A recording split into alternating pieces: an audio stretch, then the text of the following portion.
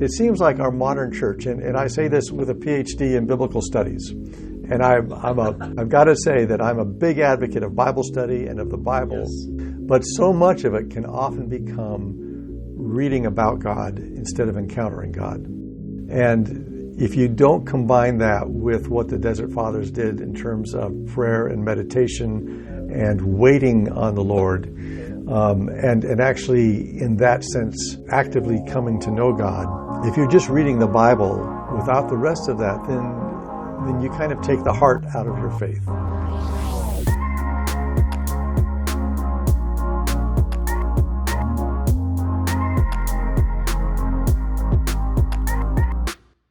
Okay, I'm here with Dr. Mike Sweeney. He is a man who's been involved in my life for a couple years now. When I first started pursuing seminary, he is a professor of World Mission and New Testament. He's the director of the Master of Arts in Christian Ministries program at Emmanuel Christian Seminary, where I went and got my master's.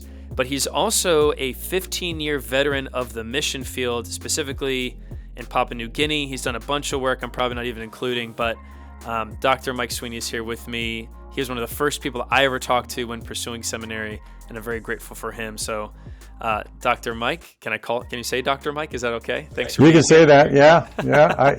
I once had my nephew in a class, and he was used to calling me Uncle Mike, and then he realized that when he was about to say, "Hey, Uncle Mike," then he realized he was in class, so he stopped himself and said, "Dr. Uncle Mike." And then everybody in the class started calling me Dr. Uncle Mike for that whole year. It was just a terrible thing to go through, but yeah. Well, I'll refrain from that. We'll just stick with Dr. Sweeney or Dr. Mike. That's fine, yeah. So one of the first things I wanted to discuss with you is for you and your spiritual journey, you growing up in a different generation than I, but even Henry Nouwen said that noise was the great threat to spiritual formation in 1981. And so noise obviously is at a faster pace and a higher volume now, but even when you were my age, noise was, and the hurried pace of life was still a problem. So can you let me into what your journey was like as you matured, and maybe what was your breaking point when you stopped trying to perform for the Father and just realized that much of walking with Jesus involves him doing the heavy lifting and you just being present? Well, I'd like to say that I came to that realization very young, but I didn't. I'm a preacher's kid, and I grew up in the church. And after a couple of false starts in different directions, I ended up going to a Christian college, and then eventually came to Emmanuel myself as a student, and being kind of directed in the area of Bible translation. I went on and got a PhD, and then did a couple more years in linguistics, and then had to raise up. It was all just full-time, busy the whole time, because, you know what school's like, Jonathan, because we kept you pretty busy, and I always had full-time jobs, and so much of it was performance-related, trying to get the right grades, trying to get people's approval on what I wrote or what I said, trying to raise support. And so even though I was well aware on an intellectual level that the main thing that God calls me to do is to rest in him,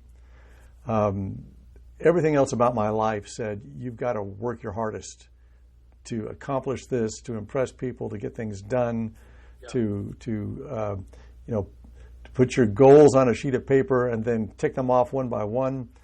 And so it was just kind of how life encumbered itself upon me, that I had that unconscious impression, and I became a very performance-related person, I think.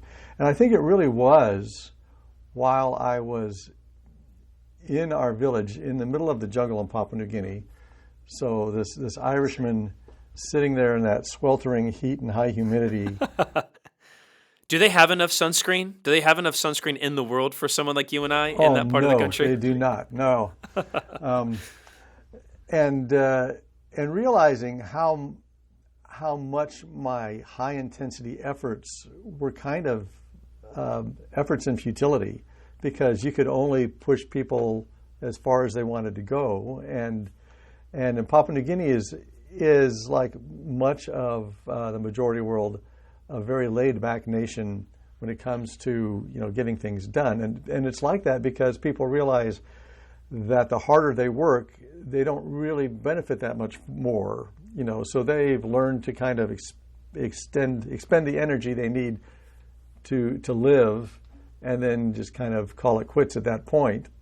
Because everything else, you can't save it up, it rusts, or somebody else will take it from you. So they couldn't understand my Western mentality of just, going for it.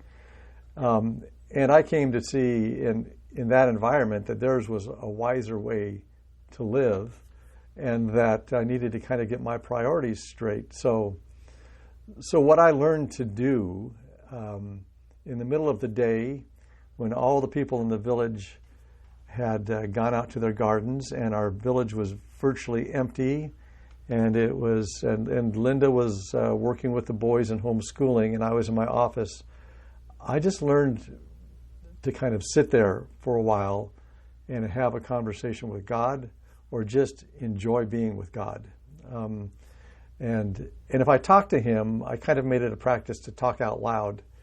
Once in a while, Linda would yell at me from across the house and say, "Did you say something to me?" And no, I'm not talking to you. Yeah. So anything to kind of help me understand that he was in that room where I was sweating right along with me, and that he was there regardless of how well I performed or how much I accomplished that day.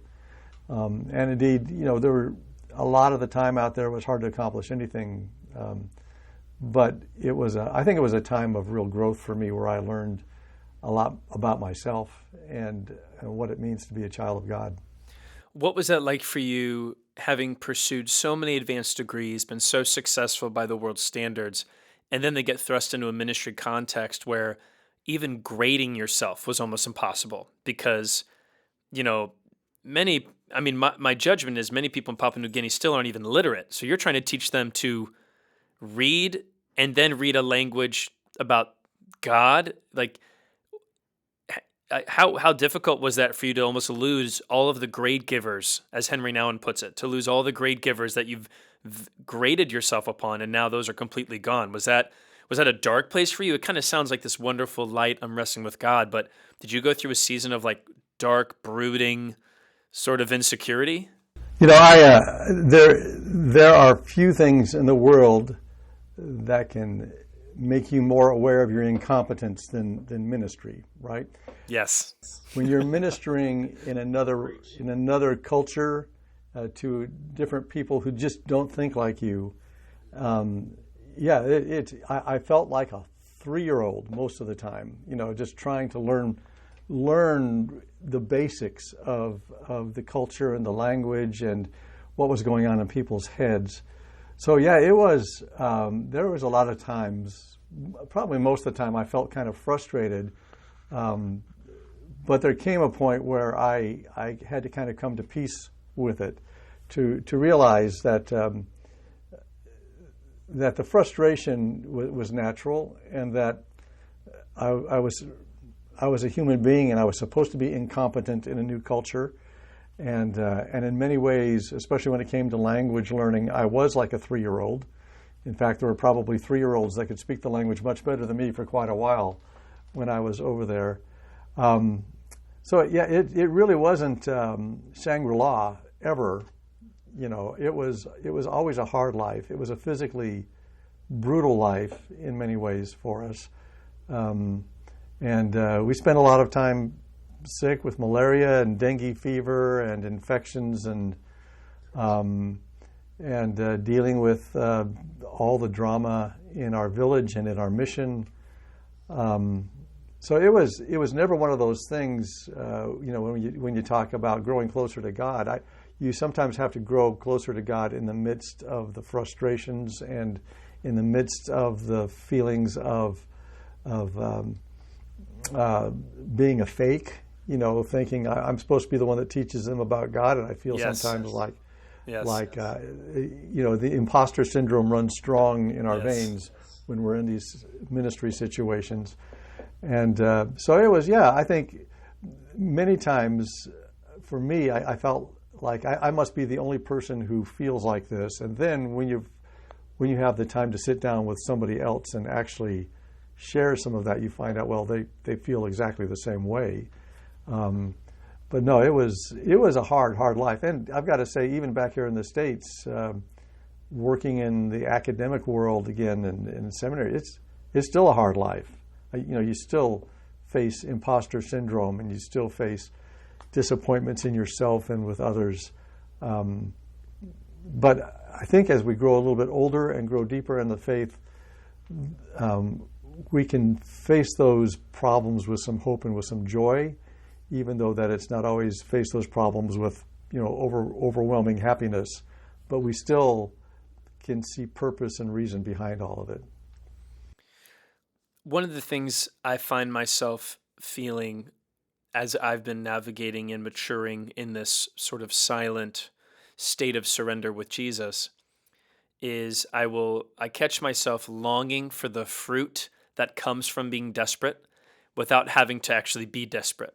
And so even when I hear your story, that theme is ringing true again, of that desperation that you had to navigate in the jungle, not knowing what you're doing with your boys and your wife. And that state of desperation is what leads you into that place of giving up in a good way. But then obviously, you come back to America and things, you get to perform a little bit more. But as I've begun to run the show and try to produce content that helps people stop performing, I even in myself have imposter syndrome, where I'm feeling like, oh, I didn't have some revelatory time with God this morning, so who am I to do something? Or, man, I wish I felt as close to God as I did when I was desperate, even though I don't feel as desperate right now. So I bring that up just because it seems like a theme I'm catching from a lot of the mature believers I'm resonating with, that desperation produces great things, but so often we are averse to the seasons that might produce that fruit. Oh, and some of the people that tell us that are the Apostle Paul in Romans and the writer of the book of James, who says the testing of your faith produces endurance, and it's throughout the New Testament the theme is basically hard things are going to come our way, and those produce growth if we let them. But the growth is not an easy thing. There are growing pains, and I think it's just like growing physically. We're never aware of the fact that we're growing. Yeah. Right? You don't sit there when you're 6 years old and 3 days later think, I could feel myself grow for the last 3 days. It's something that kind of happens to you when you're not aware of it. And then when you're older, you can kind of look back, 30 years ago, 20 years ago, and say, well, I'm not that person anymore. But I'm still not totally satisfied with where I'm at. But I'm never going to be. That's what it means to live in this in-between time when creation is not what it's going to be when God is through with it. But so it's a process for all of us, and the fact that, as I remind some of my students who want to talk to me about their frustrations like this, is I have to remind them and myself that we're not God. And we're not able to see all of these things, and we don't have unlimited wisdom. But maybe every day we can try to be faithful in some things and tweak ourselves into a deeper spiritual existence. Maybe this is the answer to this question, what you just shared. But what was the biggest overarching theme or takeaway from your 15 years in the jungle? What would you say is the big takeaway you have about the Father or about ministry? Like when you look back at that, I'm sure you could write books on this, but for people listening, Papa New Guinea is sort of like the joke, oh, is God calling you to, it's like Djibouti and Papa New Guinea. It's like the farthest end of the earth, and you actually did it. What would you say, Dr. Sweeney, was like the big takeaway that you learned about the Father, about ministry in general from that time? That's a tough question to answer, Jonathan. Sure. Sure. looking back at it, there were just so many really hard times. So I guess probably the main takeaway is kind of what we've been discussing. You live through the hard times, and it seems like there's not going to be any end to hard times, and your victories are small and your disappointments are huge. And yet at the end of it, God is still there.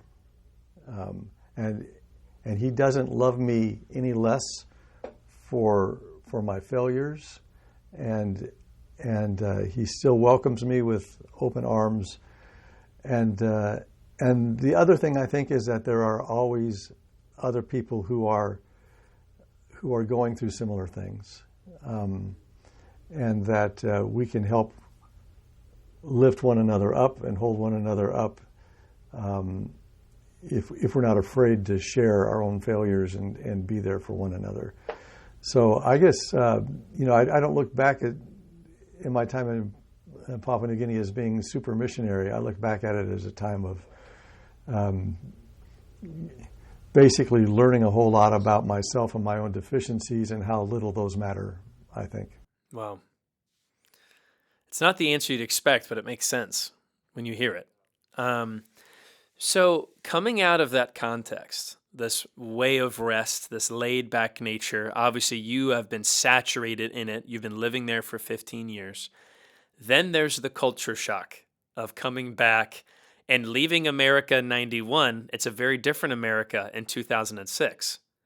So what specifically, when it comes to the pace and posture of our life, even the volume that we allow to consume us, can you walk us through what that was like, just that culture shock, and what are maybe some of the things, I guess the question behind the question, Dr. Sweeney, is what are the things that we don't think are threats to our spiritual well-being that you coming back realized, oh, these are threats?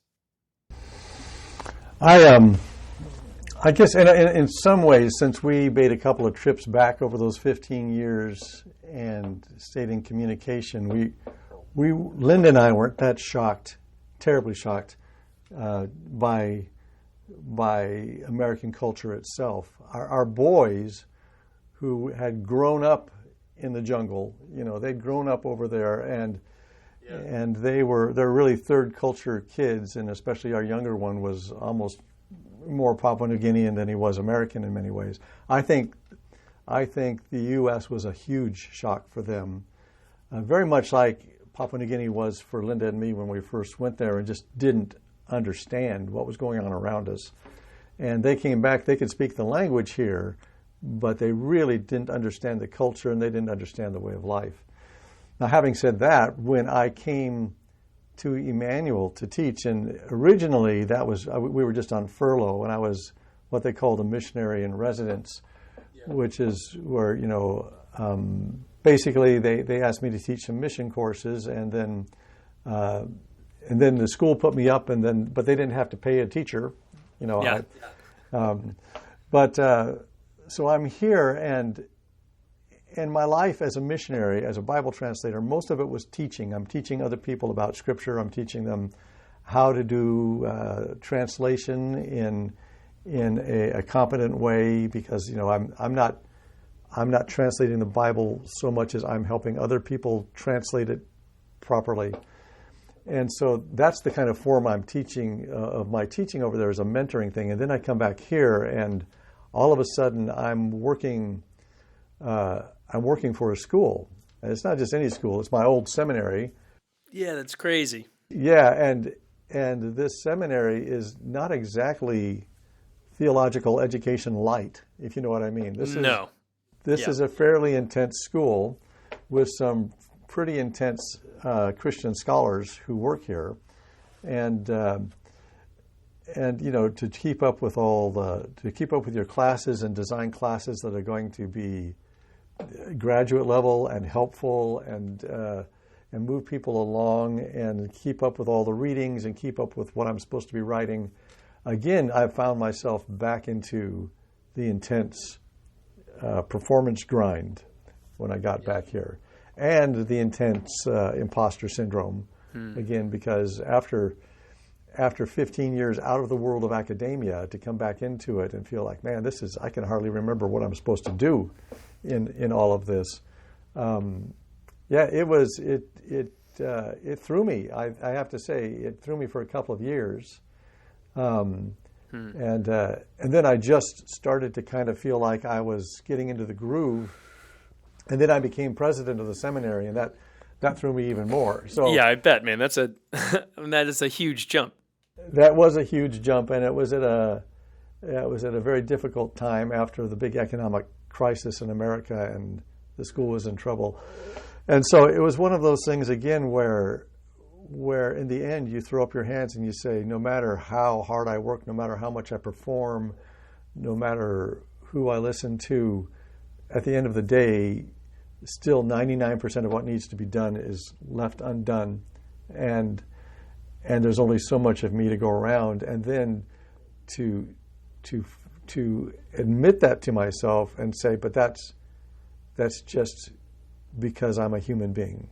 That's just because I am not God.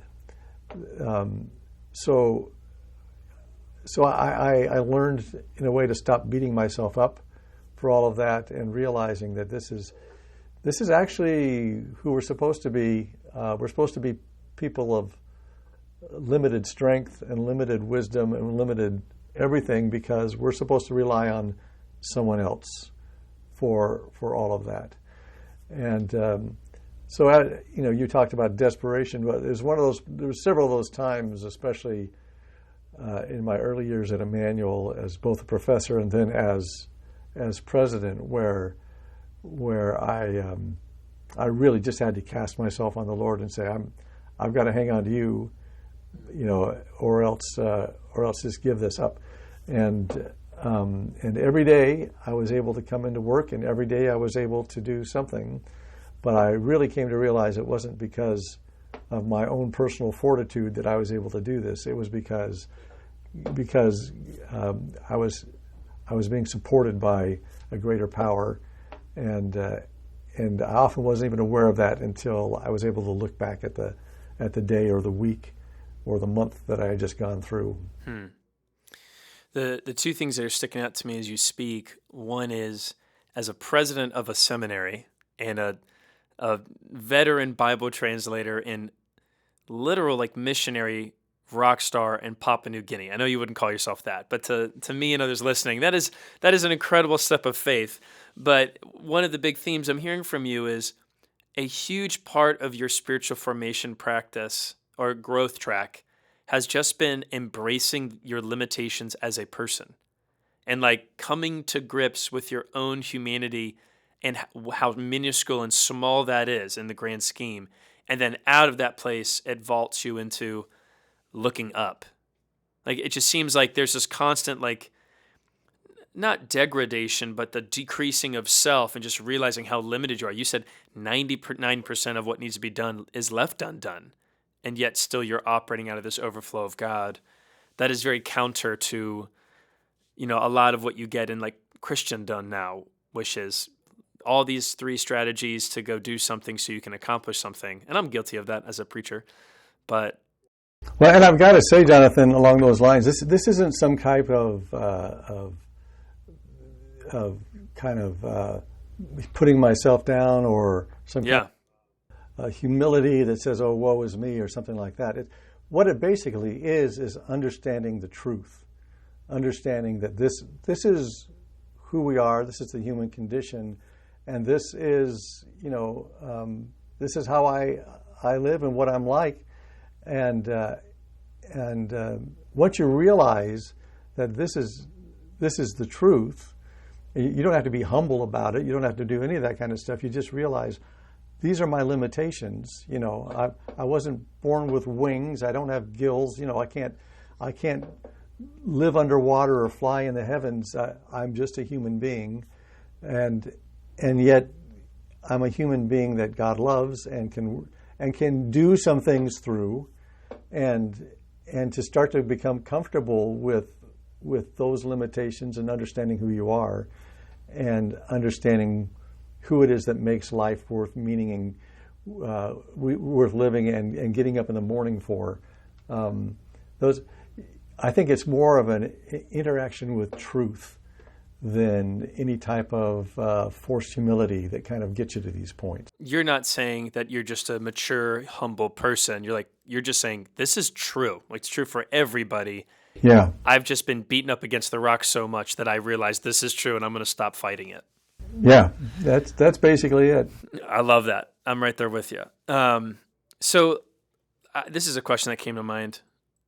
I want you to picture like your time of prayer in Papua New Guinea, like you and Linda, you and the boys, and then contrast it with like much of what you see in like our church world now. What did your time in Papua New Guinea teach you about prayer? And maybe some of the things that us in the West maybe need to like let go of or maybe double down on. I have no agenda behind this other than wanting to learn, because I have been convicted that subconsciously I think we teach people that prayer is a transition, not like this massive moment of constant fellowship with God throughout your day. And in America, I know I have great prayer time in the morning, and then before I know it, it's 4:00 and I haven't paused the rest of the day. And the judgment I make about you is that wasn't the case in Papua New Guinea, that there's this dependency that probably had to be ongoing throughout your time. So does pointing these two paradigms at each other stir up any things that you would want people to be aware of about prayer, or maybe just think about getting rid of about prayer? I mean, maybe you have no answer here, but it's just something that's in my head as I think about the dichotomy of like your two realities. I do have to say that probably, Jonathan, there were many, many times in my life that I was the same way. That, I had great prayers in the morning, maybe great prayers with Linda and the kids in the evening, and I would have gone through the whole day barely aware that there was a divine presence in the room with me. But there were many, many periods where I think because of my great felt need, that time of morning prayer would kind of extend. And like I said, one of the habits I got into was talking to God out loud, because I would be alone in this room, and Linda would be kind of aware of what I was doing, I think, and she would have the kids doing other things, or maybe the kids would be outside playing, and then if I actually could hear my voice talking to God, he was there. You know what I mean? I think sometimes if I just make it all internal in my head, it's harder to make it real. It seems almost more like a wish than a real presence. And I guess that was really one of the themes that really came out of a lot of our time there, was to realize that God was actually in the room with us. God was actually in the struggle with us. God was a real presence right there at all times. And that didn't mean that everything was going to turn out hunky-dory, or things were always going to work out the way we wanted them to. We saw other missionaries there that every time their plans didn't happen, they would always say something like, "Satan prevented our plans from happening." And I always thought, what? Don't always give Satan the credit for all of this kind of stuff. Maybe, yes. Maybe your plans were not good plans. Maybe you flubbed up, or there's a lot of other things. I don't think we always have to give Satan credit for foiling our plans. There's a famous Instagram photo of a guy holding a cardboard piece of paper, and it says, "It's not spiritual attack. Sometimes you just make bad choices." Yeah, well, we saw that a lot. We made our own bad choices. And we came to understand that even in the midst of our bad choices, God was still there. And if we allowed him to, he could help us to grow and learn and become more Christ-like through our bad choices. Is that a prayer practice that you live out now, even just talking out loud to the Father? You do that more throughout your day, even now? Yeah, I've got a great office door that I can shut and nobody can hear me. Nice. Yeah. Okay. Yeah, it's okay. Here, a little hint for people that are listening to your podcast. Yeah. If you want to talk to God out loud and not have people think that you're mental, just put a little Bluetooth thing in your ear and they think you're on the phone. Genius. So you can go all over the place. Yeah. Genius. I love that.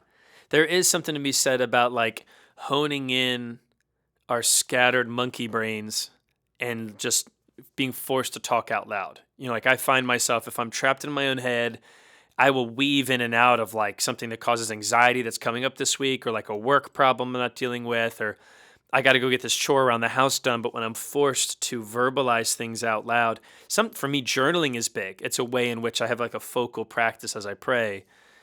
But there is something, I think of Tevye from Fiddler on the Roof, because he talks to God out loud a lot. So I'm picturing you in Papua New Guinea looking up and talking and then going back to your day, which I know is a caricature, but I think that's a good practice for people to experiment with. Obviously, if you're insecure about it, earbuds could be a great move. Right. So one of the things I really wanted to ask you is I've been learning and sort of dipping my toe into the deep end of like the early desert father and mothers, like the first couple centuries after the launch of the early church. Because the more I read about them, the more I see these what we would call ancient practices of withdrawal and silence. And I've obviously have a master's degree from Emmanuel, so I'm very much more initiated in the academic world and maybe the historical world of the early church. But most of the people I get to do ministry with haven't been exposed to that stuff. And so even the idea of a desert father and mother is a new premise to them. So as someone who's studied a lot, and this may not be in like your purview specifically, but trusting that you have some sort of insight, what would you teach us or share with us about some of those earliest generations who didn't personally encounter Jesus, like the disciples maybe, but this theme that many of them would like withdraw to the wilderness or, live this lifestyle that just feels so counter to what we experience now? I wanted to just selfishly hear from you about your studies of the early desert father and mothers and some of these monastic practices, and what should we read? Who should we look into? Are there like liturgies or prayers from some of these ancient figures that we should be learning from? Because I'm always hungry for more. Because I used to be so against tradition. I used to be so like just weirded out by it when I first got to Emmanuel. I was like, no, I want to do what's new, blah, blah, blah. And by the end of it, I'm like, Ecclesiastes is right. There's nothing new under the sun. And I need to fall backwards a little bit into sort of these ancient examples. So I'm ranting here at this point. What comes to mind, man? Just talk. Right. Well, yeah, I think, and of course, you mentioned Henry Now, and of course he wrote quite a bit about the Desert Fathers, and which is one of the great books. One of the things I think people don't realize about some of these early Christians is that back then, hardly anyone actually had a Bible. Yes. Right. I mean, it was rare to have access to even a book of the Bible, and so many of even the ancient monks weren't that familiar with much beyond, say, the Psalms or some of the stories that they had learned, and they didn't, when they went out to the desert, they didn't have whole manuscripts of the Bible, so you couldn't have a personal Bible study out there. So what did they do? Well, so much of their life was focused on prayer, because if you can't read about God, well, what's left? You have to talk to God, and then you have to be quiet, and you're listening not with your ears, but you're listening more in terms of an inner sense of what direction God is nudging you. And so I think one of the things that they have, it seems like our modern church, and I say this with a PhD in biblical studies. Yeah. And I've got to say that I'm a big advocate of Bible study and of the Bible. Yes. But so much of it can often become reading about God instead of encountering God. And if you don't combine that with what the Desert Fathers did in terms of prayer and meditation and waiting on the Lord, and actually in that sense actively coming to know God, if you're just reading the Bible without the rest of that, then you kind of take the heart out of your faith. There are so many biblical scholars today that are not people of faith, and I don't say this to put them down. No, you're right. They don't claim to be people of faith. They claim to be fascinated with these ancient texts, and so the Bible. If you take the Bible apart from God and look at it as an artifact, it's not going to change your life. Yeah.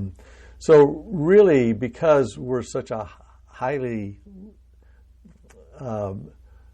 word-based society, so focused on literacy and so focused on what we read and so focused on knowledge and facts, it becomes studying the Bible kind of comes natural to people in our culture. But we hardly have time to sit down and listen to one another, let alone sit down and listen to God. And to absorb that practice from the Desert Fathers, who really had no other options other than to do that, I think we would be kind of filling out a whole part of our lives that's missing. And and I don't think that people have to go around thinking like you've got to go around with this kind of mystical feeling in your bones all the time. Sure. One thing I want people to understand about our faith, about the Bible, about all of this is real life stuff. The people in the Bible struggled; they had the same types of struggles we do, and these are all things about just living day to day, where you don't have to try to hide who you are or feel holy or any of that kind of thing. You just have to be able to live a life where you're interacting with God, where you're learning about Jesus and how he interacted with people, and saying, help me to be able to interact with people in the same way, help me to grow in the same way, help me to deal with disappointments in the same way. So we don't have to.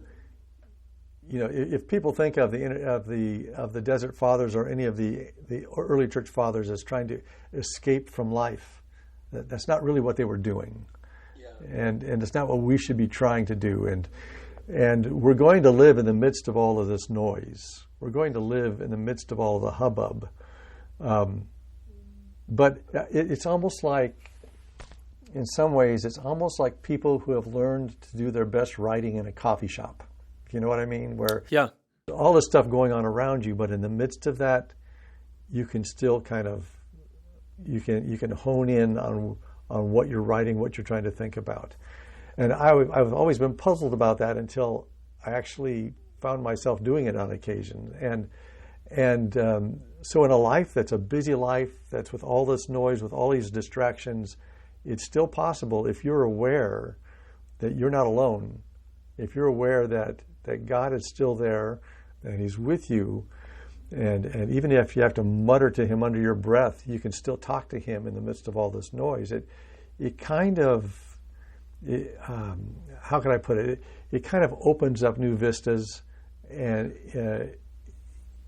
to your awareness, where you can be a faithful follower without feeling like I've got to somehow be this guy that can also walk on water and do other things, Yeah, there's a demysticism, if that's a word, that you're trying to get across here.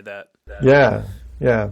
So I know for me, I felt like I was on this journey, kind of discovering people like Henry Nouwen, all on my own. I was kind of discovering their work, reading work of Ruth Haley Barton, like modern thinkers and writers, which is really helpful. But I really struggled to find practical guidance on how to listen to God. There's a lot of please, please, please, thank you prayer. That's just what is modeled for us, right?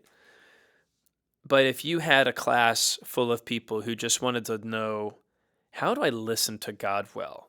And you may have some very practical, unfulfilling answer from what our modern American minds want. Give me 3 steps on how to be silent with God. But what advice have you given, or would you give to people who the aspect of listening in prayer is obviously a foreign thing to many of us? So this idea of like not listening with our ears, but with our souls, what advice would you give? What are things that you found to be helpful as people kind of get out of the kiddie end and get into the deep end of trying to connect with God this way. Yeah, I think Dallas. You mentioned Dallas Willard, and of course he wrote a whole book on hearing God, which I found very helpful.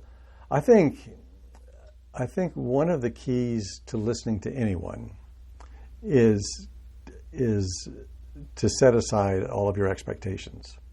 If you're going to hear what they have to say, then the first thing you have to do is stop saying, well, it's going to be A, B, C, or D. Everything is a multiple choice. But you say, well, God, what do you want me to do? Or God, where do you want me to go? Or what should I say to hear? Yeah. Should I do this, or this? And you're blowing my mind right now. Yeah, usually God's answer is something way out. It's not even in that universe. You're right. Any relationship I have, if I'm genuinely trying to listen to somebody, I have to willingly put down my defensiveness, my weaponized retorts, or even my expectations. And so in order for me to listen to the Father, I have to do the same. Like I have to bring them to the table probably and say, these probably aren't of you, God, or show me which ones are. But in order to listen, God, we have to first put aside our expectations. Yeah. Wow. I think so. And I have found so often times that, well, I don't know if this was your experience in seminary, but many students come to seminary and they have total expectations about what they're going to learn. Oh, yeah. They've got a way of framing their worldview, and they come here and then they come up against things that just don't line up with what they've always thought. And so oftentimes there's kind of an emotional response, and they don't know how to incorporate these new thoughts with what they've always thought. And it can, for some people, it's not a big thing. For some people, it's a life crisis when they do that. Yeah. What we find, and this is kind of where I see God at work in a lot of parts of our lives, is what they find is after a few years of kind of just letting those things sit, instead of having a direct answer to questions or a direct response to how do you frame these things,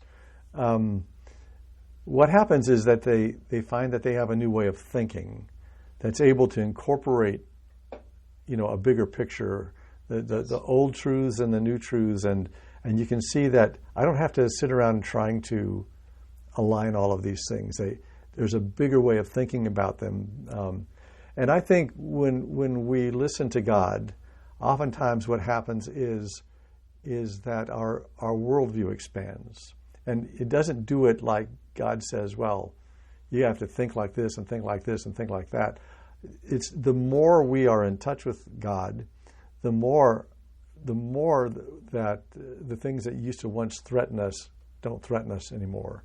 And the more that we can encounter new ideas and new people and be able to respond gracefully and be able to say, this is what Jesus would do without having to defend a viewpoint, without having to, force people into a position.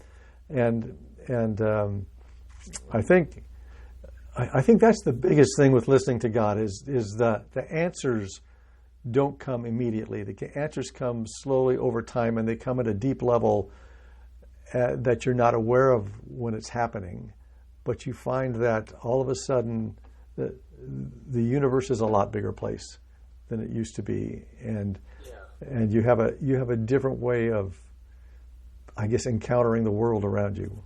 Well, if you put down your expectations, that means the presumed answer to your prayer that you expect God to give to you, you're giving that up. And then also the expectation of the time frame in which God is going to answer your prayer. You're also giving that up. Right. And if you give up a presumed outcome and a timeline in which he would operate, that's really the definition of waiting on God, because you're waiting for the answer to be whatever he may see fit and the timing to be whatever he may see fit, and then you're just stuck in no man's land, in the jungle of your own waiting. But those are the moments when I did a monastery experience for 4 days last fall. Mm-hmm. And it wasn't till really like the 49th or 50th hour of silence and isolation that I really started to have this like startling sense of God's presence. And it took a long time, and we had to wade through a lot of memories and a lot of weird stuff in my head to get Yeah. to that place.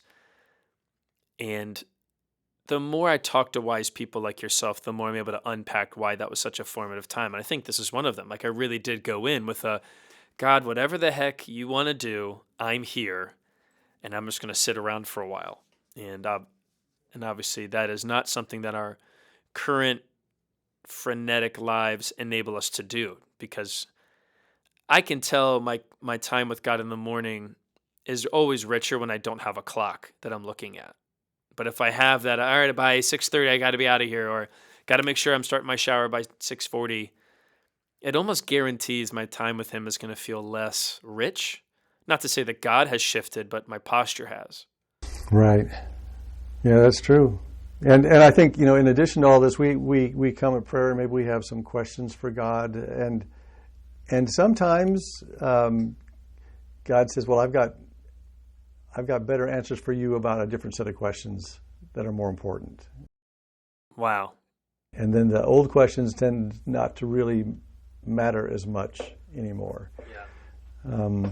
So yeah, I think that's a lot of it is kind of going to God with that posture that says, you're the Lord, and you're the one that has to develop me. And I've taken a good hard look at myself and my limitations, and so let's see what you can do with it.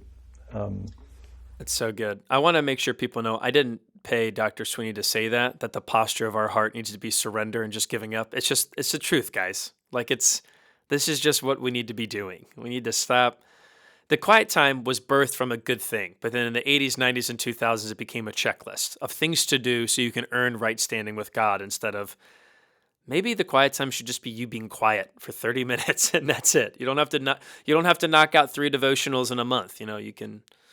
I love the YouVersion Bible app, but I also I don't like how it gamified everything, and now it's like, oh, I got to do it, and then it's fine. So. Oh, yeah. One question I ask everybody, Dr. Sweeney, is what's the first hour to 90 minutes of your day like?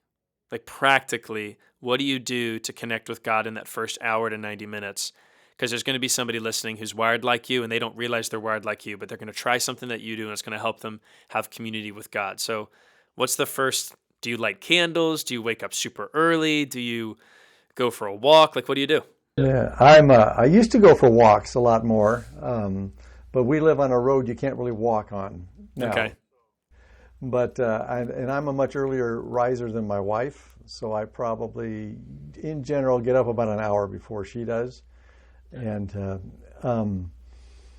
so I will go to the living room and I get my cup of coffee, so because I need a little caffeine in my veins to even think. I gotcha. But I'll spend 5 or 10 minutes just kind of sitting there and trying to not think about much, just kind of breathe deeply a little bit to kind of get my body kind of ready for things. I pull out my little Samsung tablet and I read some chapters. I try to go through the Bible a couple times a year, and then I try to think about those a little bit and what they say about my life and how I should encounter God. And then I'll maybe spend about 15, 20 minutes with my talking out loud to God in the living room while my wife's sleeping back in the bedroom.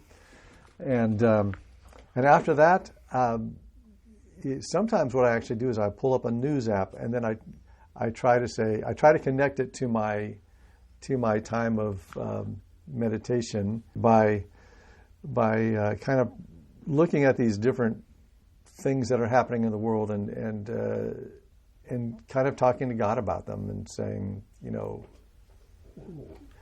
how are these things happening? Look at the state of the world. Is there some kind of light that I can add to this darkness?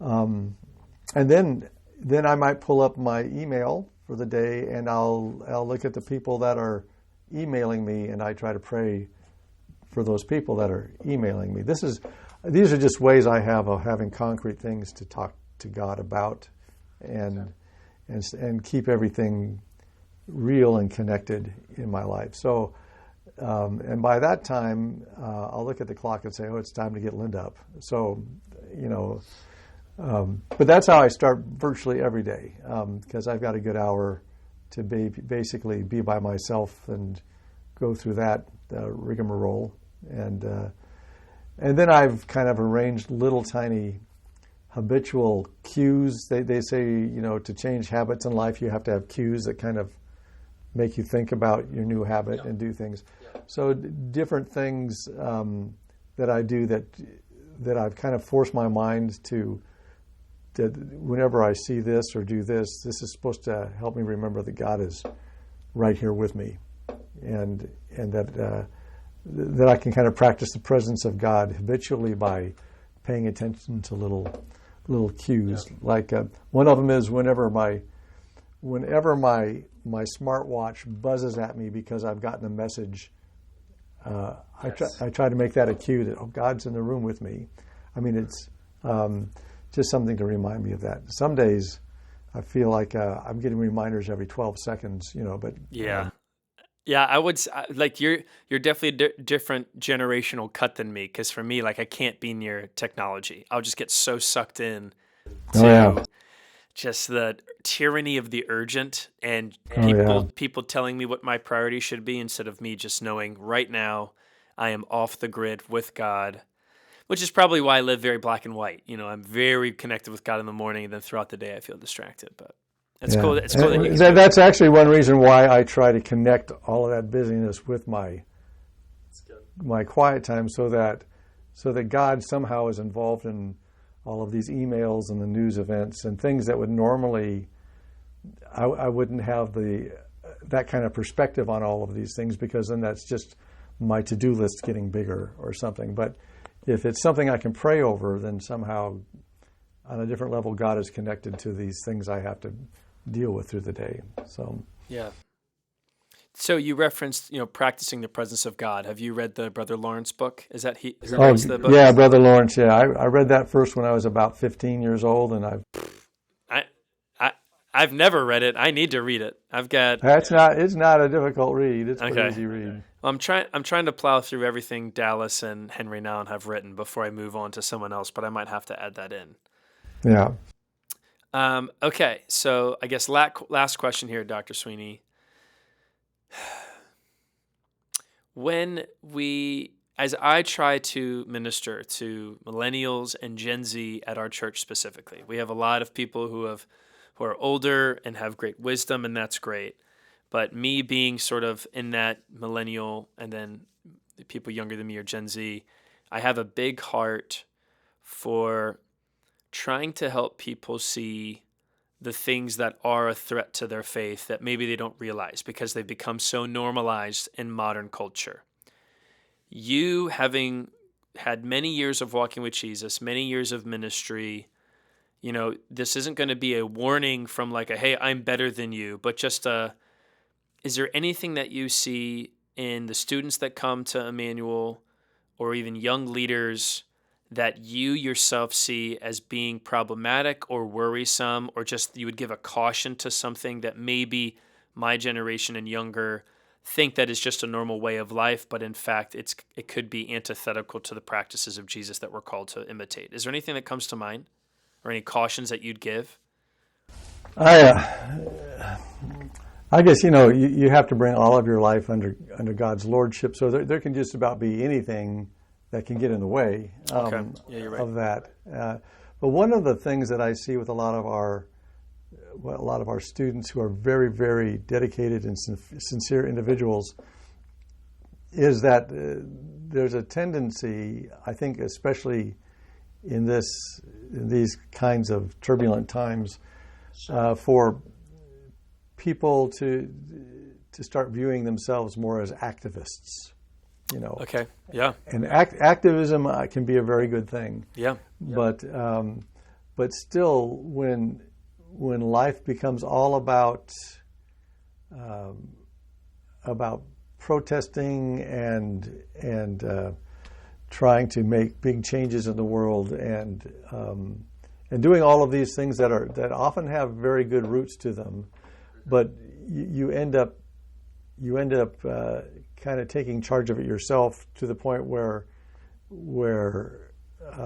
dealing with social injustice and these other things becomes the end all and be all of your existence, and you end up not actually doing it because of God or because all